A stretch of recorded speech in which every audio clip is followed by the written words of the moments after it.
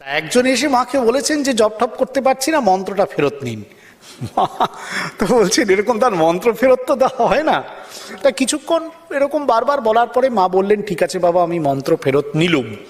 যেই বলা তখন ভক্তটির সম্বিত ফিরেছে।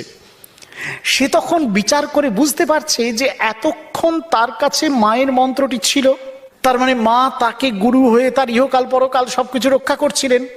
মা যদি মন্ত্রটি ফেরত নিয়ে নেন তাহলে আর তো মার তাকে রক্ষা করবেন না। তখন তার চেতনা ফিরেছে। সে বলছে তবে কি মা আমি রসাতলে গেলুম? বলার সঙ্গে সঙ্গে মায়ের রূপ পাল্টে গেল। গম্ভীর স্বরে বলে উঠলেন, কি আমার ছেলে হয়ে তুমি রসাতলে যাবে? এখানে যে এসেছে বিধির সাধ্য নেই তার কিছু করে, আমার উপর ভার দিয়ে নিশ্চিন্ত থাকো। কি অসাধারণ এই ঘটনা, মর্ম। Download ShareChat.